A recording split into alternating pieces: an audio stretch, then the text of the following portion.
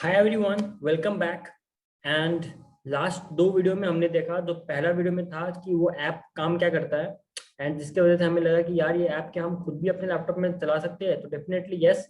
Second video में हमने बताया कि वो ऐप को आप अपने लैपटॉप में कैसे वो कोड को कॉपी पेस्ट करके, अभी तक हमने ऐप सिर्फ इंस्टॉल किया था, बट इस बार हमने ऐप को इंस्टॉल नहीं किया, हमने इस बार कोड को गिटहब से कॉपी करके अपने लैपटॉप में पेस्ट किया एंड देन उसको रन किया टू सी की ऐप वो काम कैसे कर रहा है। बट अब एक क्वेश्चन आता है, क्या वो कोड को हम लिख भी सकते हैं? अगर हम खुद से लिखना चाहें, क्या वो कोड को हम समझ के लिख भी सकते हैं? यस, डेफिनेटली हम लिख सकते हैं। तो इसीलिए इस वाले वीडियो में जिनको पाइथन, ये वीडियो उनके लिए भी है जिनको पाइथन बिल्कुल भी नहीं आता, एंड उनके लिए भी जिन्होंने थोड़ा बहुत पाइथन को सीख रखा है बट उन्होंने आज तक कभी कोड लिख के अपना कोई ऐप नहीं बनाया होगा, बट उनको बेसिक बेसिक पता ही क्या होता है, तो उनके लिए भी यस ये है। एंड जिनको जीरो नॉलेज है, जिन्होंने पाइथन का नाम पहली बार सुना है, उनके लिए भी ये वीडियो है, क्योंकि मैं बेसिक से स्टार्ट करूंगा and then you will at the end of the video you will be able to write the code, you will be able to write the code for splitting the excel file into different files and sheets, और आप खुद उसको समझ के आप खुद लिखोगे, है ना। तो इतनी आपकी अंडरस्टैंडिंग बढ़ जाएगी कि आप पाइथन में कोड लिख पाके उसको स्प्लिट भी कर पा रहे हो। सो आप ये मत समझना कि ये पाइथन में मैं इतना सारा कुछ बता दूंगा, क्योंकि पाइथन इज वेरी वास्ट। मैं सब कुछ नहीं बताऊंगा, डिस्क्लेमर इसलिए पहले दे रहा हूँ। एंड क्यों नहीं बताऊंगा? मेन रीजन फर्स्ट कि मुझे खुद भी नहीं आता इतना कि मैं सब कुछ बता दूं। एंड सेकंड रीजन, जो इंपॉर्टेंट रीजन है, दैट इज कि इट्स नॉट रिक्वायर्ड कि आप सब कुछ पाइथन का पढ़ो उसके बाद ही आप अपना काम में लो। पाइथन में जितना बेसिक्स हमें जानना है ताकि हम अपने काम में पाइथन को लेके उससे काम करवा पाए, दैट मच इज इनफ। हम क्यों इतना सारा सब कुछ पहले पढ़े या फिर हमें देखे कि यार ये सब तो काम का ही नहीं था। तो आज मैं जो आपको बताने वाला हूँ, मुझे खुद वो चीज पूरी सीखने में मुझे 2 महीने लगी होगी, but then I figure out कि यार ये सब चीजें तो मैं बहुत सारी फालतू की देख रहा था, जो कि प्रैक्टिकल काम मुझे नहीं आ आएगी। तो इसीलिए मैंने इस वाली वीडियो में सिर्फ रेलिवेंट चीजें इंक्लूड की है। So guys, let's start the video. Okay guys, so बढ़ते सीधा, मतलब आपको मैं कुछ बेसिक नहीं बताने वाला, कुछ इंट्रोडक्शन नहीं बताने वाला कि पाइथन कब बना था, ये ऑब्जेक्ट ओरिएंटेड लैंग्वेज है, इसमें इंटरप्रेटर होता है, ये होता है, मैं वो सब कुछ नहीं बताऊंगा। डायरेक्टली काम की चीज पे आते हैं, व्हाट इज अ वेरिएबल। तो वेरिएबल अगर मैं आपको सीधी बातों में बताऊं, then variable is a container जहां पे आप कोई भी वैल्यू को स्टोर कर सकते हैं, दैट इज अ वेरिएबल। ठीक है, तो इसमें आप कुछ भी वैल्यू स्टोर कर सकते हैं। लाइक मैंने एग्जांपल दिया, tax rate is equal to 30, तो जो टैक्स रेट है दैट इज अ वेरिएबल, और इसका नाम आप कुछ भी दे सकते हो। तो आपने एक टैक्स रेट दिया तो एक वेरिएबल हो गया, इक्वल टू उसको असाइन किया कौन सा value, 30, and 30 is a type of a data type. Data बहुत सारी टाइप्स का होता है ना। नंबर अगर है तो वो इंटीजर है, अगर वो कैरेक्टर्स है मतलब अल्फाबेट्स है तो उसको हम स्ट्रिंग बोलते हैं। तो डेटा का बहुत सारा टाइप्स होता है, उसको हम अभी देखेंगे what are the types of data. But पहले हमें ये समझना है कि वेरिएबल मतलब एक ऐसा स्टोरेज ब्लॉक जहां पे हम उस भी डेटा को रख सकते हैं एक बार के लिए, ताकि कल को हमें वो डेटा को बुलाना हो तो हम वो वेरिएबल का नाम से बुला लेंगे। ठीक है, तो अब एक बार कोड के अंदर आते हैं। एंड नाउ लास्ट टाइम हमने इसको मेन डॉट पी वाई में पेस्ट किया था एंड से रन किया था। आज हम एक नया पाइथन फाइल बनाते हैं इसी में। तो आप फाइल में जाके न्यू स्क्रैच फाइल कर सकते हो ताकि स्क्रैच से बने। एंड इसमें पाइथन का फेमस है इसलिए ऊपर आ रहा है, आप लोग अगर नीचे आता है पी में तो पाइथन रेजेक्स कुछ नहीं, सीधा जो पाइथन लिखा रहता है सिर्फ उसको आप क्लिक कर देना। स्क्रैच 2 करके मेरी फाइल बन गई है। अब इसमें हम वो लिखते हैं, tax rate is equals to 30, है ना। अब मतलब कि अभी वेरिएबल के साथ हम कुछ भी कर सकते हैं, हमें जब भी कॉल करना हो वेरिएबल को तो हम बोले भाई वो प्रिंट करना, जरा टैक्स रेट कितना था याद नहीं आ रहा, तो टैक्स रेट को हमने प्रिंट करते हैं, इसको रन करते हैं इस कोड को। ठीक है, अभी हमने ये कोड लिख दिया, ये पाइथन का कोड हमने लिख दिया है। अब इस कोड को रन करता है, जैसे हमने ये 1063 लाइन ऑफ कोड लिखे थे वैसे हमने ये पाइथन का 2 लाइन का कोड लिखा है। इसको राइट क्लिक करके एक रन होता है यहाँ पे, ठीक है, या कंट्रोल शिफ्ट F10, मैं शॉर्टकट से रन करूंगा आपसे, कंट्रोल शिफ्ट F10 करके आप रन कर सकते हो। मैंने प्रिंट किया तो इसने बोल दिया प्रिंट 30। ठीक है, अब मैं एक और, जैसे मैं टैक्स रेट को और भी प्रिंट कर सकता हूँ, मैं बोलूंगा यार टैक्स रेट मत प्रिंट कर, इसका एक टाइप क्या है, डेटा टाइप, वो प्रिंट कर। तो टाइप और टैक्स रेट, अब कंट्रोल सी F10 करते हैं तो इसने बोला भाई ये 30 आपका प्रिंट हो गया। तो आपने पहला कमांड दिया था और दूसरा कमांड आपने बोला टाइप प्रिंट करने का, तो मैंने बोल दिया ये क्लास है इंटीजर क्लास। ठीक है, तो हमने बोला ठीक है भाई इंटीजर है, और क्या क्या इसके क्लासेस होते हैं। इंटीजर, दूसरा होता है फ्लोटिंग पॉइंट। अगर डेसिमल आ जाता है, जीएसटी रेट 2.5%, 0.5 आ गया तो इसलिए वो फ्लोट बन जाएगा। एंड अगर मैं THIRTY लिखूं, 30 लिखूं अल्फाबेट्स में, तो वो मेरा कैरेक्टर, तो स्ट्रिंग हो जाता है। तो इसी को देखते हैं यहाँ पे। सपोज मैं 30 की जगह 2.5 लिखता हूँ और मैं इसको प्रिंट करूँ तो 2.5 और लिख दिया क्लास फ्लोट, भाई ये फ्लोट क्लास है। और इसको मैं अगर 30 लिखूं तो अब 30 को मैं ऐसे ऐसे नहीं लिख सकता क्योंकि ये स्ट्रिंग है। तो स्ट्रिंग का जैसे सिंटैक्स, लिखने का तरीका, तो नंबर्स में तो सिंपल था, 3, 5, 7 जैसे भी लिख दो आप। स्ट्रिंग में आपको इसको कोलन के अंदर लिखना होता है, डबल कोट्स के अंदर, सॉरी डबल कोट्स के अंदर लिखना होता है। आपने इसको डबल कोट्स के अंदर लिखा, अब आप इसको कंट्रोल शिफ्ट F10 से प्रिंट करोगे 30, अब इसने बोले स्ट्रिंग है, ठीक है। तो ऐसे आप कोई भी वेरिएबल में कोई एक डेटा को स्टोर कर सकते हो और उसको बाद में प्रिंट कर सकते हो, या कुछ भी हमें करना है, उसका टाइप प्रिंट करना है हमें, तो हमने सिर्फ टाइप प्रिंट किया इसमें। तो अब बाद में उसको कॉल कर सकते हो किसी भी डेटा टाइप को।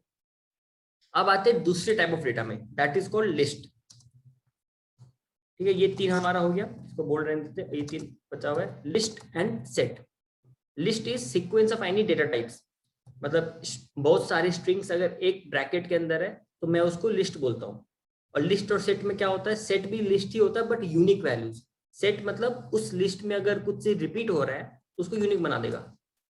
इसको भी देख लेते हैं, तो ये वाले को हटाते हैं। अब लिस्ट का एक एग्जांपल लेते हैं, लिस्ट इजी। मैंने एक वेरिएबल डिफाइन कर दिया, ठीक है, वेरिएबल। अब वेरिएबल डिफाइन करने के रूल्स होते हैं, तो मैंने यहाँ पे लिखा हुआ है, आई होप आप लोगों ने नोटिस किया होगा कि नंबर से स्टार्ट नहीं हो सकता, बीच में स्पेस नहीं हो सकता, इन सब कैरेक्टर्स का वेरिएबल नहीं हो सकता।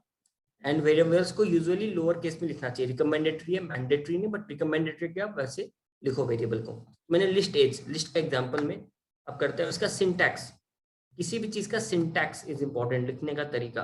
लिस्ट का सिंटैक्स होता है बड़ी brackets, string comma string comma string.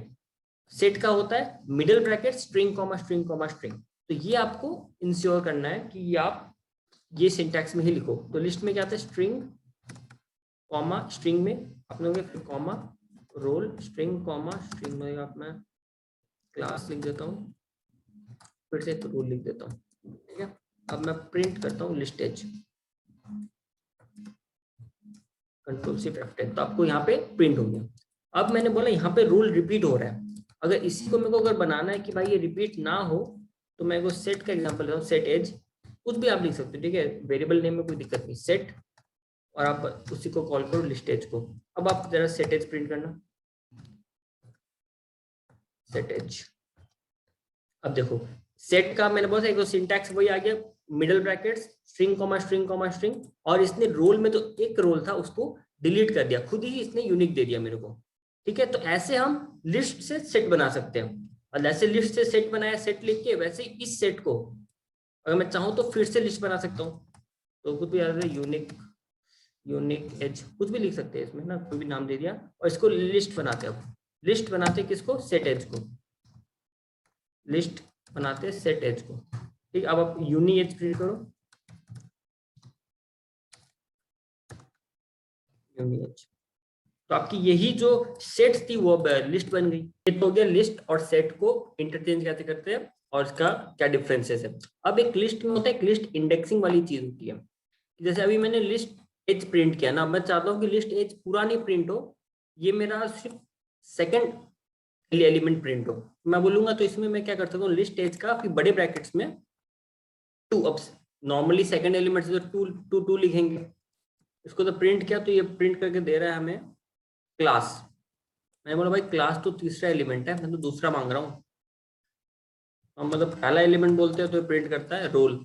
इसका मतलब क्या हुआ कि पाइथन स्टार्ट विद 0, पाइथन की काउंटिंग 0 से स्टार्ट होती है, 0 बोलो तब जाके नेम देता है, ठीक है ना। तो ये मेरा लिस्ट इंडेक्सिंग हो गया, कि लिस्ट को अगर इंडेक्स करना है मेरे को, अगर अलग अलग चाहिए तो कैसे होगा। तो जस्ट एक कंसेप्ट है कि लिस्ट में इंडेक्सिंग भी होती है।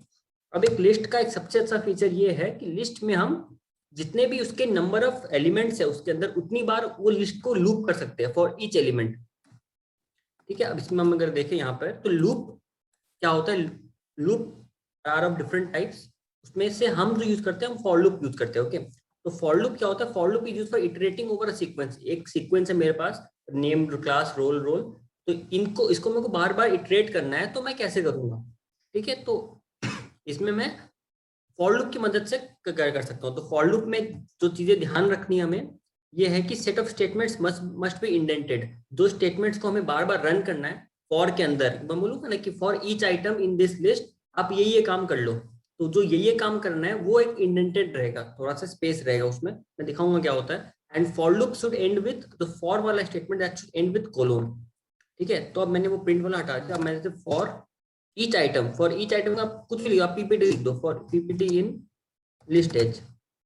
ठीक है, मतलब मैं ये बोल रहा हूँ आप कुछ भी लिख सकते हो, आप इसमें काउ लिख दो, आप इसमें इसको टैक्स लिख दो, कुछ भी लिख सकते हो। तो ये एक वेरिएबल जैसा कुछ हो गया, for this in list as. अब जैसे जैसे मैंने इंटर किया वैसे आप इंडेंटेड हो, ये फायदा होता है पाइचाम यूज करने का। पाइचाम तो फैसिलिटेट करता है कोडिंग, पाइथन कोड को अच्छे से लिखने में। जैसे मैंने जैसे फॉर टैक्स इन करे कोलोन के, ये समझ गया कि भाई को फॉर वाली स्टेटमेंट लिखनी है, तो मैं खुद ही इंडेंट कर देता हूँ। ठीक है, अब इसके अंदर मेरे को क्या करना है, मेरे को प्रिंट करना है। मेरे को प्रिंट क्या करना है भाई, ये देखो ये इटरेट हो रहा है। ठीक है, तो आपके हिसाब से ये कितना बार इटरेट होगा, ये इटरेट हो रहा है, ये इटरेट हो रहा है, ये इटरेट हो रहा है, 4 बार इटरेट हो गया। ठीक है, अब एक काम और हो सकता है इसमें कि मैं चाहता हूँ कि जब ये एक्सेस है ना, तो अब मैं चाह रहा हूँ कि ये जब ये नेम के लिए इटरेट, अब मेरे को समझ आ जाए कि ये नेम के लिए इटरेट हो रहा है, और जब ये रोल के लिए तो समझ आ जाए कि रोल के लिए इटरेट हो रहा है। तो ये जो मैंने स्ट्रिंग प्रिंट किया है, ये एक स्ट्रिंग है, तो जो स्ट्रिंग जो मैंने प्रिंट किया है, मैं इसमें इसको कस्टमाइज बना सकता हूँ। ठीक है, तो मैं बोल रहा हूँ ये के बाद मैं चाहता हूँ कि जिसके लिए इटरेट हो रहा है वो आ जाए, तो मैं इसमें एक प्लेस होल्डर डालूंगा, ये प्लेस होल्डर बोलते हैं इसको। यहाँ पे कुछ और मेरे को डेटा डालना है, कुछ और डालना है मेरे को के लिए, और ये इटरेट हो रहा है तो ठीक ही है, ये लिए इटरेट हो रहा है। अब जो बोला भाई आपने बोला था डेटा डालना है, तो क्या डेटा डालना है इसमें, आप स्ट्रिंग के बाहर कैसे जा रहे हो? बट ठीक भाई, स्ट्रिंग के बाहर जा रहा हूँ, आपको बताता हूँ क्या डालना है।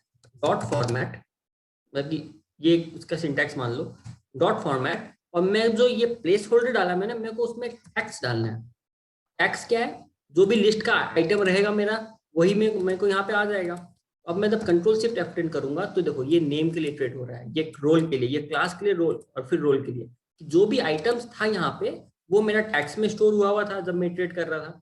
और जब टैक्स में स्टोर हुआ है, तो ये लाइन के जगह यहाँ पे मेरा टैक्स का वैल्यू आ गया, तो वो मेरा ऐसे प्लेस होल्डर में, इसको मैं बोलता हूँ स्ट्रिंग फॉर्मेटिंग। ठीक है ना, डॉट फॉर्मेट मेथड से स्ट्रिंग को फॉर्मेट कर दिया, मतलब स्ट्रिंग को कस्टमाइज कर दिया मैंने। अब मैं यही, अब देखो लोग तो इतने आलसी होते हैं कि टैक्स भी लिखते हैं, लोग बोलते हैं भाई ये बस अंडरस्कोर से काम चला लो, ये for underscore in list is format this, तो आलस की भी हद होती है, तो इतना, और इसमें भी सेम डेटा आएगा। ठीक है ना, तो मतलब फॉर का मतलब है सिर्फ एक, मेरे को एक डेटा कुछ दे दो यहाँ पे, और मैं उसको इटरेट कर दूंगा उतनी बार, क्योंकि फॉर लूप है, और डॉट फॉर्मेट से मैं उसी वैल्यू को कहीं भी डलवा सकता हूँ। ओके, तो ये मेरा हो गया लिस्ट का कंसेप्ट, सेट का कंसेप्ट, फॉर लूप का कंसेप्ट, और string formatting concept, very important concept, आगे हम देखेंगे और क्या होता है।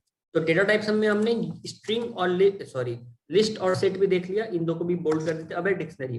ठीक है, अब डिक्शनरी क्या होता है, जैसे आप लोगों ने डिक्शनरी, जैसे में पता है क्या होता है कि वर्ड होता है उसका मीनिंग होता है, वर्ड होता है उसका मीनिंग होता है, डिक्शनरी हमें ये लगता था। इसमें भी सिमिलर है, इसमें हम डिक्शनरी को बोलते हैं की वैल्यू पेयर। ठीक है, की वैल्यू पेयर्स बोलते हैं। और इसका सिंटैक्स वेरी इंपॉर्टेंट क्या होता है, इस सिंटैक्स होता है कर्ली ब्रैकेट्स के अंदर की कोलोन वैल्यू, की कोलोन वैल्यू, और जो की है वो भी एक स्ट्रिंग होगा। देखो जैसे मैंने डबल कोट्स के अंदर लिखा क्योंकि स्ट्रिंग है, कोलोन स्ट्रिंग, और फिर दूसरा अगर आपको की वैल्यू चाहिए, जैसे आपने एक वर्ड का मीनिंग हो गया, फिर दूसरे वर्ड का मीनिंग आता है ना, वैसे ही दूसरे वर्ड का मीनिंग में आपका की वैल्यू, फिर कॉमा की वैल्यू, और दोनों है स्ट्रिंग। तो मैं इसको सिंटैक्स में कैसे बोलता हूँ, मैं उसको बोलता हूँ मिडल ब्रैकेट्स के अंदर string colon string comma string colon string. तो ये की वैल्यू दोनों स्ट्रिंग होते हैं, तो string colon string comma string colon string, मैं ऐसे इसको सिंटैक्स बोलता हूँ कि ये सिंटैक्स है। ठीक है, अब मैं आपको ये बताता हूँ कि ये होता क्या है। काफी अजीब सा लग रहा है, मतलब लिस्ट तक तो फिर भी ठीक लग रहा था, बट ये काफी अजीब लग रहा है।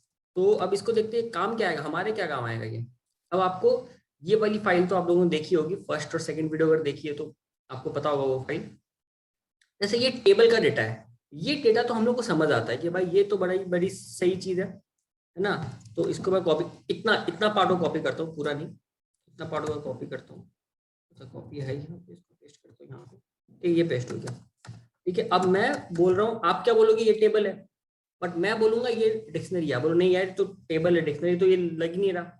मतलब मेरी नजर से आप देखोगे तो आपको डिक्शनरी दिखेगा ये। अब मैं बताता हूँ कैसे। ठीक है, अब इसी को हमको डिक्शनरी के सिंटैक्स से लिखना है अगर, तो आप देखो मैं कैसे लिखूंगा। इन सबको डिलीट कर देते हैं। Dict as dictionary example is equals to, इसका सिंटैक्स क्या था, कर्ली ब्रैकेट्स के अंदर स्ट्रिंग कोलोन स्ट्रिंग, है ना, फिर कॉमा, फिर स्ट्रिंग कोलोन स्ट्रिंग, यही था, है ना। पर अब इसमें की और वैल्यू था, तो इसके अंदर मैं क्या डालूंगा, मैं डालूंगा सेगमेंट। सेगमेंट, सेगमेंट क्या है, गवर्नमेंट। ओके, फिर कॉमा, फिर मैं इंटर नीचे आ जाता हूँ दूसरा रो के लिए, दूसरा कंट्री जर्मनी, ये कंट्री पहला कनाडा है, कनाडा। और वैसे जो तीसरा है प्रोडक्ट, प्रोडक्ट है मेरा कैरेटेरा। ठीक है, ये हो गया। अब आप बोलोगे भाई आपने तो एक रो कॉपी किया ना, बाकी रो भी तो डालो। अब मैं बोलूंगा देखो, ये आपके, ये आपको चार स्ट्रिंग है, हर एक गवर्नमेंट स्ट्रिंग है क्योंकि वो कैरेक्टर से स्ट्रिंग है, चार स्ट्रिंग एक साथ। कौन सा डेटा टाइप ऐसा होता है, लिस्ट। तो मैं ये बोल सकता हूँ कि ये जो मेरा वैल्यू है that is the list, right. ये तो मेरा की हो गया, और की और वैल्यू में सिर्फ एक वैल्यू दे रहा था, मैं बोलूंगा एक वैल्यू नहीं चार वैल्यू है, तो जब चार को देना है तो मेरे को लिस्ट देना पड़ेगा इसमें। ठीक है, तो मैं इसी को एक लिस्ट बना देता हूँ। और लिस्ट का सिंटैक्स क्या होता है, वेरी इंपॉर्टेंट, बड़े ब्रैकेट्स के अंदर string comma string comma string mid market comma string. ठीक है, तो आपके पास ये आ गया। और वैसे आपके पास जो कंट्री है उसको भी आप लिस्ट में बदल दो, बड़े ब्रैकेट्स के अंदर आप डालो जर्मनी, फिर है फ्रांस, फिर है जर्मनी। ओके, और ये चौथा तीसरा वाले का तो चारों सेम है, तो इसको पहले लिस्ट बनाओ, मतलब बड़े ब्रैकेट्स डालो, फिर कॉमा, सॉरी फिर ये कॉमा, और फिर ये कॉमा, ये कॉमा, ये। ओके, ये हो गया आपका डिक्शनरी। और ये आपका मतलब टेबल्स आर डिक्शनरी। अब इसको प्रिंट करते हैं, ये आपका हो गया डिक्शनरी। अब इसको प्रिंट करते हैं। अब देखो ये आपका जो टेबल था एग्जैक्ट वैसा दिखेगा, तो कंट्रोल शिफ्ट F10 करके प्रिंट हो गया। अब देखो ये ऐसा दिख रहा है, segment government, government mid market, country में ये और प्रोडक्ट में ये। आप बोलो यार ये मजा नहीं आया, मतलब ये टेबल जैसा तो नहीं लग रहा। मतलब हमने लगा था कि वो टेबल जैसा दिखेगा, बट ये टेबल जैसा तो दिख नहीं रहा है। ऐसे तो मुश्किल है, मतलब कैसे काम करेंगे ऐसे वाले डेटा में। तो हमने फिर बोला, फिर कुछ पाइथन के जो विज्ञान या जो लोग एक्सपर्ट थे, वो लोग ने बोला कि यार ठीक है आपको टेबल चाहिए ना, पर देखो पाइथन को तो डिक्शनरी ही समझ आता है, आपको टेबल चाहिए, हमें पता है कि टेबल में हम इसको बना सकते हैं, क्योंकि टेबल को ही तो हमने लिखा है ना, इसी टेबल को हमने ऐसे लिखा भी, अगर ऐसे दिखा देता हमें तो इजी हो जाता। तो कुछ लोगों ने डेवलप किया अपना एक पाइथन का कोई कोड लिख के, पाइथन में उन्होंने भी कोड लिखा, और इतना लंबा कोड लिखा तो उसको एक मॉड्यूल बना दिया। फिर उन्होंने उस पाइथन कोड को एक मॉड्यूल बना दिया, और उस मॉड्यूल में उन्होंने बोला कि आप यहाँ से डिक्शनरी डालो और यहाँ से टेबल निकलेगा, मेरे को डिक्शनरी दो मैं आपको टेबल दे दूंगा। ठीक है, तो अब देखते हैं कि वो मॉड्यूल है क्या। वो मॉड्यूल का नाम उन्होंने रखा पैंडाज, और अजीब है बट नाम का क्या करना है, इंपोर्ट पैंडाज। मैंने बोला भाई पैंडाज मॉड्यूल को बुलाया जाए, क्योंकि मैंने सुना है कि पैंडाज वाले लोग डिक्शनरी लेते हैं और टेबल दे देते हैं। तो मैंने बोला भाई आपकी ये मशीन का नाम क्या है जो डिक्शनरी लेती है और टेबल देती है, तो उन्होंने मशीन का नाम है डेटा फ्रेम। आप डेटा फ्रेम के अंदर अगर मेरे को डिक्शनरी दे दोगे तो मैं उसका आपको टेबल दे दूंगा। तो ठीक है, df is equals to df again, मतलब आपका एक वेरिएबल हो गया पैंडास। मतलब पैंडास के अंदर ना, पैंडास के अंदर जब मेरे को डॉट देना मतलब उसके अंदर गया, देखो डॉट देती पाइथन इतना होशियार है, उसने बोला देखो ये सब चीजें हैं मेरे पास। तो मैं बोला हाँ हाँ इसका एक डेटा फ्रेम चाहिए मेरे को, तो मैं डेटा फ्रेम पे मैं टाइप भी कर सकूँ डेटा फ्रेम। ठीक है, और डेटा फ्रेम के अंदर मैं वो क्या दे रहा हूँ, डेटा फ्रेम में क्या दे रहा हूँ, मैं डिक्शनरी दे रहा हूँ, डिक्शनरी दे रहा हूँ। ठीक है, अब मैं तो भाई जरा प्रिंट करना डीएफ, तो जरा क्या आया डीएफ में देखे। अब जब डीएफ प्रिंट करते हैं तो ये क्या दिखाएगा, ये कुछ ऐसा दिखा रहा है। अब मैं बोलूँ भाई मजा आ गया, यही तो हमें चाहिए था। ये तो अब टेबल लग ही रहा है, मतलब ये और इसमें ज्यादा कोई फर्क नहीं है except for formatting, same to same इसने मेरे को दे दिया। तो ऐसे हम डिक्शनरी को टेबल में बदल सकते हैं। तो अब हमारी लालच और बड़ी, हमने बोला यार टेबल जब आपने दे ही दिया है तो इसमें आप थोड़ा सा मेरे को फिल्टर लगाने भी दे सकते हो क्या, कि अगर फिल्टर लग जाए इसमें। तो बोला कि हाँ ये सब कुछ करेंगे। बट इसके पहले तो मेरी बात ये है कि मेरे पास तो इतना डेटा नहीं है ना, मेरे पास तो इतना बड़ा डेटा है। तो क्या इन सबको पहले मैं ये डिक्शनरी के फॉर्म में लिखूं और फिर मैं करूं? अगर मैं आपको ये बोलूंगा, आप बोलोगे भाई बंद करो पाइथन वाइथन, हम ऐसे ही ठीक है। इसलिए हम बोलेंगे नहीं भाई ऐसा नहीं है, हम डायरेक्टली एक्सेल को रीड कर सकते हैं, एक्सेल की फाइल को रीड कर सकते हैं। एंडाज ने ये भी एक मशीन बनाया, एक मशीन तो इन्होंने डेटा फ्रेम बना दिया, दूसरा मशीन इन्होंने बनाया कि रीड करने के लिए, कि आप अपने लोकेशन पे फाइल रखो, हम वहां से रीड कर देंगे। हम बोला ठीक है बताओ। अब आप मेरे को बोलोगे यार तुमको ये सब पता है, हमें कैसे पता होगा कि पैंडास के अंदर क्या क्या है? मतलब गुड गुड क्वेश्चन, कैसे पता चलेगा हमें? तो हमें गूगल से पूछना है, हमें गूगल से पूछना है पैंडास डॉक्यूमेंटेशन पीडीएफ। ओके, तो पैंडास जैसे हमारा बेयर एक्ट होता है, इनकम टैक्स एक्ट होता है, इनकम टैक्स एक्ट ही सब कुछ है, वैसे ही ये पैंडास का आप बोलो एक्ट हो, ज्यादा बड़ा नहीं होता है ना, सिर्फ 3325 पेज का है, ज्यादा बड़ा नहीं, बहुत बड़ा है। तो अब हमें भी तो पुरानी पढ़ना है ना, हमें सिर्फ काम की चीज देखनी है इसमें, ठीक है? हमें देखना है कि भाई एक्सेल को रीड कैसे करना है, बता दे। 3000 पेज का मैं क्या करूँ? ठीक है, रीड एक्सेल मैंने टाइप किया, रीड एक्सेल टाइप करके मेरे पास ये आ गया 303 नंबर पेज पे, अब जो भी पेज नंबर पे हो। ठीक है, मैं इसने बोला the read Excel method can read Excel. ठीक है भाई, कैसे रीड करे तो बता। Reading Excel file in the most basic use case, read Excel, read excel takes a path to an excel file and the sheet name indicating which sheet to parts मतलब read। अब ये बोल रहा है कि रीड एक्सेल अगर आप करोगे, और कैसे करना ये भी है ना, इसने बता दिया pd डॉट रीड एक्सेल, उसका पाथ दे दो और सीट का नाम दे दो, इतना आप दे दो, ये आपका एक्सेल को रीड कर देगा। मैं बोला तो बहुत बढ़िया है, फिर तो बाहर में था ये डिक्शनरी वगैरह तो कुछ काम का ही नहीं है। डीएफ में मैं क्या बोलूँ? अब पैंडास मैं पूरा पूरा बार बार नहीं लिखना चाहता, तो एक प्रोफेशनल वे ये होता है कि मैं पैंडास एज पीडी इंपोर्ट करूँ, ठीक है, और मैं यहाँ पैंडास की जगह पीडी ही लिख दूँ, पीडी। इसलिए आप देखोगे डॉक्यूमेंटेशन में पीडी लिखा हुआ था, क्योंकि एक मतलब कि एक कस्टम हो गया कि भाई पैंडास एज पीडी ही होता है और पैंडास को पीडी की तरह बुलाया जाता है। तो अब मुझे भाई डेटा फ्रेम वाली मशीन की अब काम नहीं है, क्योंकि डिक्शनरी को नहीं बदल रहे, हम सीधा सीधा एक्सेल को उठा लेंगे।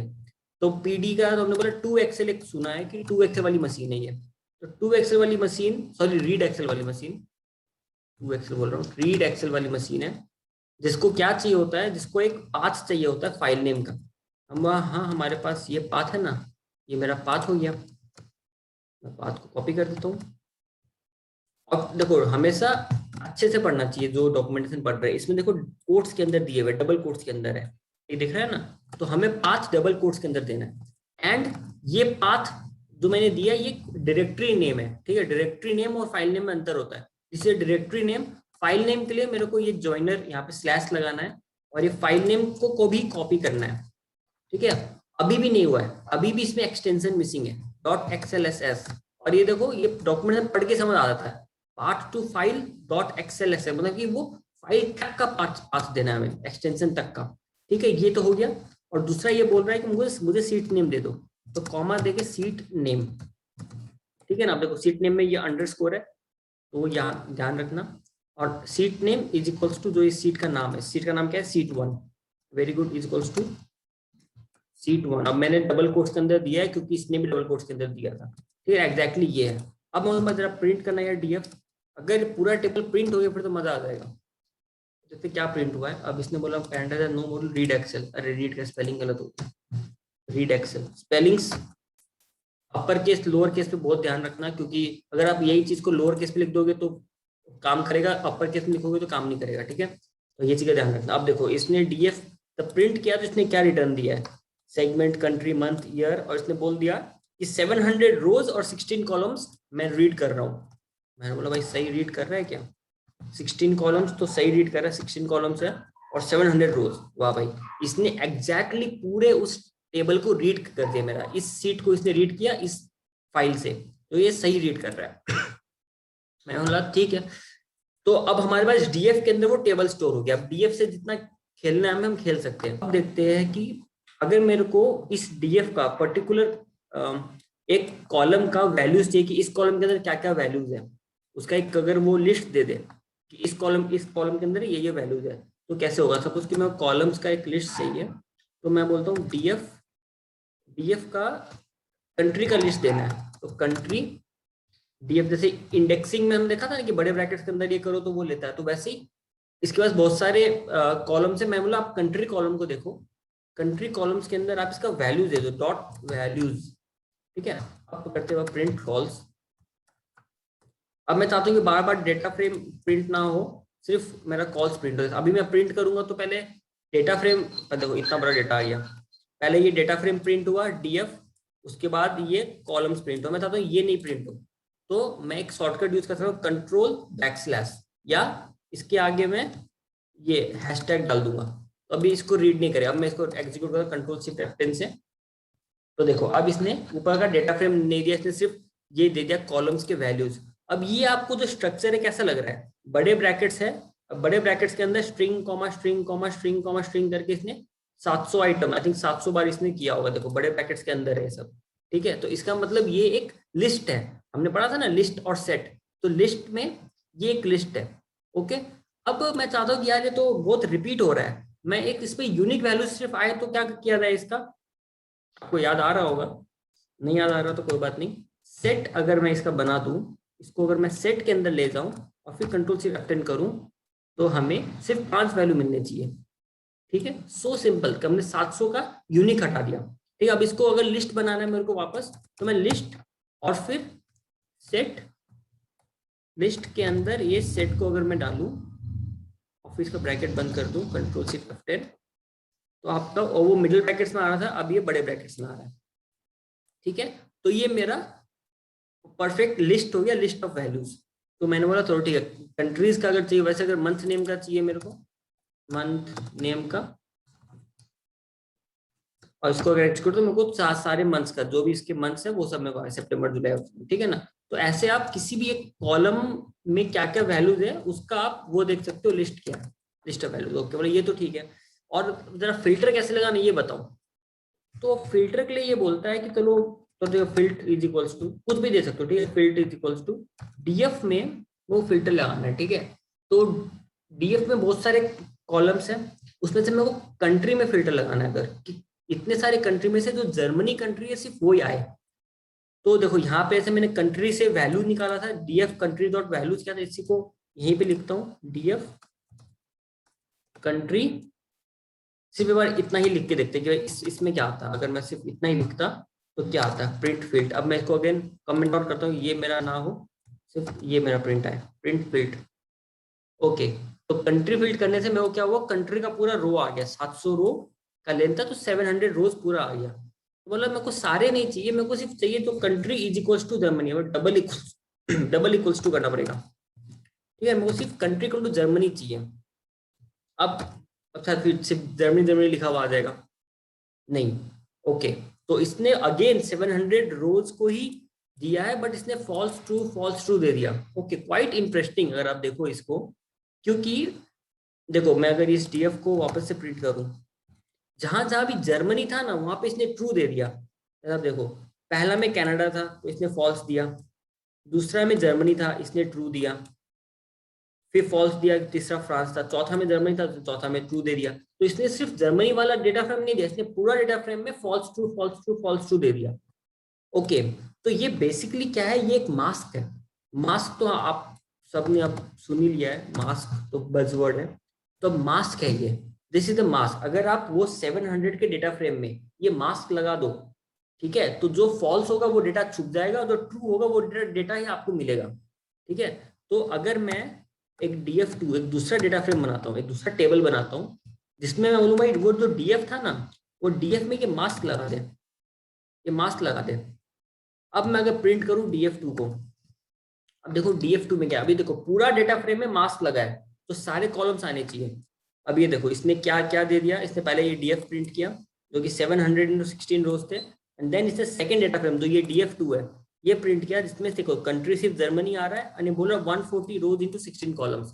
लेट्स चेक क्या कंट्रीज क्या जर्मनी में क्या 700 सॉरी 140 रोज है, यस 140 रोज है। तो ये एग्जैक्टली व्हाट वी रिक्वायर्ड, हमें क्या चाहिए था कि जर्मनी में फिल्टर करके जर्मनी देते हैं, यानी दे रहा है जर्मनी। ओके, तो अब हम क्या करेंगे, अब हम बोलेंगे पैंडा यार देखो तुमने रीड तो बड़ा बढ़िया किया, अगर आप इसको राइट भी कर दो ना एक्सेल में, अगर आप देखो मैं कॉपी पेस्ट करके तो एक्सेल में लेके नहीं जाऊंगा, मैं चाहता हूँ कि आप भाई इसको एक्सेल में भी डाल दो। तो आप बोले ठीक है भाई, वैसे जाके डॉक्यूमेंटेशन में आपने जैसे रीड एक्सेल किया था, इसको राइट करना है एक्सेल में ना, तो लिखो राइट एक्सेल, होगा उसके अंदर कुछ। और writing Excel files to disk, ठीक है, टू राइट डेटा फ्रेम। ये अब इसने क्या बोला, टू राइट डेटा फ्रेम, देखो यहाँ पे इसने सिंटैक्स दे दिया, इतना सिंपल है। ये क्या बोला, डीएफ टू एक्सेल, और पाथ दे दो, किस पाथ में सेव करना है आपको, जिस ड्राइव में जहां सेव करना है वो लोकेशन दे दो, और सीट का नाम दे देना कि वो जो सीट का नाम आता है वो क्या रखना है। ठीक है, इतना सिंपल। हम बोला ठीक है यार, इतना तो हम कर ही सकते हैं। जो मैं प्रिंट कर रहा हूँ, मेरे को फालतू का प्रिंट कुछ नहीं करना, मेरे को डीएफ टू, आप मेरे को इसको टू एक्सेल बना दो, है ना। आपने क्या मांगा था, आपको चाहिए था टू एक्सेल की DF dot to Excel path to data file. ठीक है, अब देखो ये df2 है ना, ये कोई भी हो सकता है, कुछ भी हो सकता है। जैसे मैं यहाँ पे अगर इसको सेकंड लिख दूं ना, सेकंड, और मैं यहाँ पे सेकंड डॉट टू एक्सेल तो भी काम हो जाएगा। डीएफ सिर्फ लिखते हैं क्योंकि डेटा फ्रेम मतलब तो डीएफ लिख देते हैं। ओके, सेकंड को, सेकंड मतलब क्या हो गया, डीएफ मास्क, डीएफ में मास्क मास्क चढ़ा हुआ, ये भी एक डेटा फ्रेम ही है। डेटा फ्रेम को मैं एक्सेल में ले जा रहा हूँ, वो पाथ मांग रहा है, मतलब पाथ को तो ऊपर दिया था यही है। इसी के अंदर आप लोग सीट नेम भी चलो ये रख देना, पेस्ट करिए। ठीक है, मतलब यार फाइनल सैंपल मत रखो नाम, इसका नाम रखो जर्मनी, क्योंकि हम जर्मनी है ना ये तो, जर्मनी।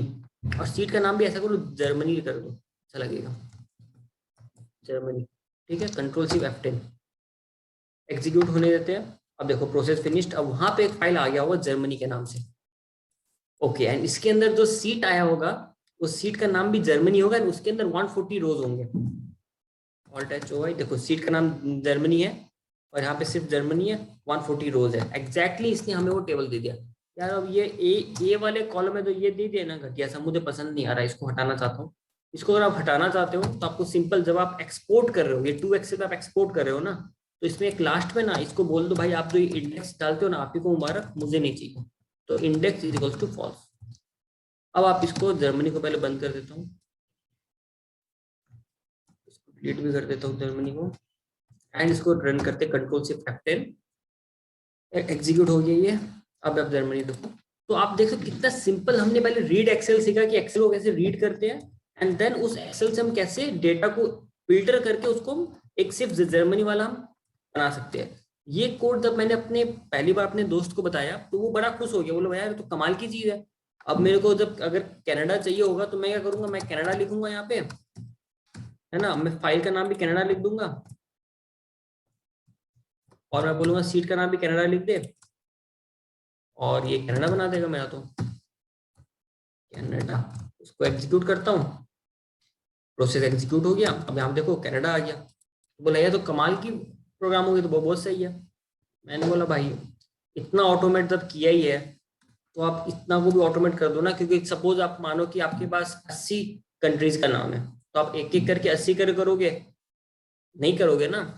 तो इसलिए अब मैं एक स्टेटमेंट बोलूंगा, आपने ये स्टेटमेंट 10 मिनट पहले सुना होगा, आपको याद करना है कि आपने कहाँ सुना था स्टेटमेंट। हमें क्या करना है अभी, हमें एक सेट ऑफ कोड को, सेट ऑफ स्टेटमेंट्स को एग्जीक्यूट करना है for each item in a list. क्योंकि अभी हमने वो लिस्ट, ये तो प्रिंट कॉल्स को मैं प्रिंट करूं अगर, तो देखो प्रिंट कॉल्स को प्रिंट करने पे क्या आ रहा है, एक मिनट एरर नंबर परमिशन नहीं हो गया, इसको बंद करता हूँ, इसको भी बंद करते हैं। परमिशन डिनाइड मतलब वो किसी दूसरे आदमी ने ओपन कर रखा हो तो पाइथन उसको ओपन नहीं कर सकता। ठीक है, अब देखो मेरा जो प्रिंट कॉल्स था ये लिस्ट था, ये 5 कंट्रीज का लिस्ट है, and for each item in a list, for each item, जैसे मैंने जर्मनी के लिए किया, कनाडा के लिए किया, वैसे फ्रांस के लिए, मेक्सिको के लिए, यूएसए के लिए करना चाहता हूँ। For each item in a list I want to execute a set of statements. याद करो ये कहाँ कहाँ पे आपने पढ़ा था इसको,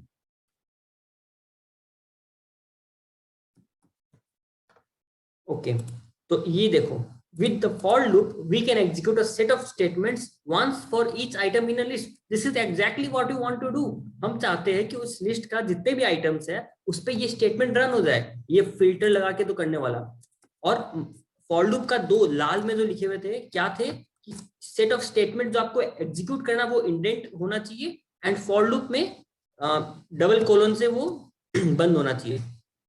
तो ऐसे मैंने लिखा ना फॉर एक्स लिखा था हमने ना, तो फॉर आई लिख दो, फॉर आई इन लिस्ट का नाम क्या है, कॉल्स, कॉल्स है ना लिस्ट का नाम, ठीक है।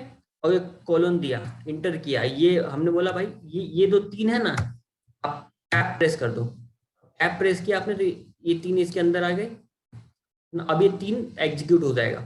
तो मेरा country is equals to Canada नहीं, country is equals to i, जो भी वो आई होगा। आपको याद है ना जब नेम क्लास रोल था, तो ये क्लास के लिए इटरेट हो रहा है, ये उसके लिए, तो आई मतलब वो वेरिएबल इसमें स्टोर हो गया, ठीक है। डीएफ मास्क लगाना, और एक कनाडा का नाम मत देना, आप इसमें नाम देना कंडीशनल फॉर्मेटिंग, जो हमने बताया था कि प्लेस होल्डर डाला, बोला भाई जा कर रहा है, इसका बता तो दे क्या करना है, मतलब इसका फॉर्मेट बता रहा हूँ, डॉट फॉर्मेट, आप इसमें आई डाल दो, जो भी आई का वैल्यू होगा वो डाल देना, और सीट का नाम भी आप रख दो आई, जो भी आई का वैल्यू होगा वो सीट का नाम रख देना। ओके, अब इन दोनों सीट्स को मैं डिलीट कर देता हूँ जो पहले हमने मैन्युअली बनाए थे। अब हम इस कोड को रन करते हैं। फॉर कॉलम्स, देखो आपका लूप वाला कंसेप्ट भी काम आया, आपका dot format string formatting concept भी काम आया। कंट्रोल सिर्फ F10, इसको रन करते हैं, प्रोसेस एग्जीक्यूटेड। अब यहाँ देखो आपके पास 1 2 3 4 5 फाइलें आ गई है, कमाल की चीज है ना। अब सिमिलरली अगर मैं बोलूँ आपको मंथ नेम से चाहिए, जैसे कंट्री है ना, वैसे मैं बोलूँ मंथ नेम कर दो यार, जितने भी मंथ है उन सबकी अलग अलग फाइल बना दो, वहां पे एक मंथ नेम करना पड़ेगा आपको, और यहाँ एक मंथ नेम करना पड़ेगा, ठीक है। आप इसको एग्जीक्यूट करो, कंट्रोल सिर्फ F10, एग्जीक्यूट होने के बाद आपकी यहाँ देखो ये 5 की जगह आपकी और 12 फाइल्स आ गई। So this is how you can split, Excel file को रीड किया, मास्क लगाया, अपना अलग अलग डेटा फ्रेम लिया, क्योंकि आपने जब जर्मनी डाला तो आपको जर्मनी का डेटा फ्रेम मिला, उसको एक्सेल फाइल में डाला, फिर आपने दूसरा लूप चलाया उसमें हो कनाडा, फिर कनाडा का क्या, फिर दूसरा लूप में यूएसए, तो वैसे करके लूप करते हुए आपने उसको फाइल बना दिया। तो ये तो हो गई कि एक पूरे एक्सेल फाइल को आप मल्टीपल फाइल्स कैसे बना सकते हो, ठीक है। अब मैं बोलूँ कि एक्सेल फाइल तो एक ही बनाना है, उसके अंदर सीट्स बनाने हैं, तो देखो कंसेप्ट ये थोड़ा अलग हो जाता है, बिकॉज पहले वाले में आप क्या कर रहे थे, आपने डेटा फ्रेम, बड़ा डेटा फ्रेम छोटा डेटा फ्रेम लिया, एक्सेल में डाला, उसको बंद कर दिया, फिर दूसरा फिल्टर लगाया, छोटा छोटा डेटा फ्रेम आया, एक्सेल में डाला, बंद कर दिया। बट जब मैं बोलता हूँ सीट बनाना है, तो आपको क्या करना है, आपको एक एक्सेल को ओपन करना है, सीट एक डेटा फ्रेम डाला, दूसरा डेटा फ्रेम डाला अलग सीट में, तीसरी सीट में, चौथी सीट में, जब सारे हो गए तो उसको सेव करके बंद किया। तो ये प्रोसेस आपको अलग दिख रहा है ना, इसमें हम सीट में डाल के बंद नहीं कर रहे, ओपन ही रख रहे हैं इसको, बट अलग अलग सीट में डाल रहे हैं। तो इसके लिए हमें एक चाहिए होता है राइटर, कि जो है लिखता रहे, जब तक हम उसको चुप नहीं करें, जब तक मुझे भाई बस बंद कर, तब तक वो लिखता रहे, ठीक है ना। तो इसके लिए हम राइटर चाहिए। अब एक्सेल राइटर का सिंटैक्स क्या होता है, अगेन पैंडास में जाते हैं, उसको बोलते भाई देखो एक एक्सेल राइटर चाहिए, किसी ने बोला कि एक्सेल राइटर से हमें काम करना है, तो सर एक्सेल राइटर इंजिन्स, ठीक है। तो ये बोलता है एक्सेल राइटर इंजन हम सेट कैसे करते हैं, बाय सेटिंग इंजन। आप क्या करना, writer is equals to PD dot Excel writer, ये डाल दो, और आप उसका पास दे दो, जो आपको, क्योंकि फाइल तो एक ही बनानी है ना, तो वो फाइल का नाम दे दो, और इंजन आप कोई भी यूज कर लेना। इंजन ये एक्सेल एक्स राइटर यूज करता है, आप ये भी यूज कर सकते हो, मैं ओपन पाई एक्सेल यूज करता हूँ, तो मैं ओपन पाई एक्सेल करता हूँ। तो writer is equals to PD dot Excel writer, right. उसके बाद आपको पाथ देना है, तो पाथ तो हमने नीचे दिया ही था, हमने ये पाथ दिया था, हम लोग यही पाथ कर लेते हैं। ओके, हमने ये एक्सेल और पीडी राइटर को ये पाथ दे दिया। हमने बोला भाई फाइल का नाम तो हमें पता ही क्या है, फाइल का नाम तो अब एक ही फाइल का नाम है ना, मल्टीपल फाइल तो बनाने नहीं है। हम बोल रहे स्प्लिटेड एक्सेल, ये फाइल का नाम हो गया, और उसमें सीट का नाम तो अभी देना नहीं है ना, अभी हमें इंजन का नाम देना है। तो इंजन इज इक्वल्स टू, मेरा नाम रहता है ओपन पाई एक्सेल, ठीक है, ओपन पाई एक्सेल, ओपन का स्पेलिंग कर लेते हैं, ओपन पाई एक्सेल। ओके, राइटर बन गया। यही सेम कमांड ही करना है, बट है कि हमें अब ये पाथ में नहीं देना है। हम बोले भाई ये फॉर्मेट तो हमने ऊपर ही लिख दिया, हमें तो ये राइटर में डालना है, राइटर में डालना है इसको। और सीट का नाम आप, हाँ सीट का नाम आप आई दे देना, और इंडेक्स फॉल्स करना, कोई दिक्कत नहीं। और सबसे इंपॉर्टेंट राइटर को सेव करना, सारी काम कर ली, राइटर को सेव नहीं करोगे तो कोई फाइल नहीं मिलने वाली। राइटर को सेव कर दिया हमने, ठीक है, सेम काम किया हमने, पहले स्प्लिट फाइल कर एक फाइल बना दी और हमने बोला इतना काम करना है और राइटर के अंदर, ठीक है ना, पाथ नहीं दिया। अब राइटर को सेव किया, कंट्रोल शिफ्ट F10 रन करते हैं, एग्जीक्यूट हो गया। यहाँ पे आते हैं, स्प्लिटेड फाइल ढूंढते हैं, हाँ भाई स्प्लिटेड फाइल तो है। अब देखते हैं इसके अंदर प्रॉपर सीट्स बन गए कि नहीं।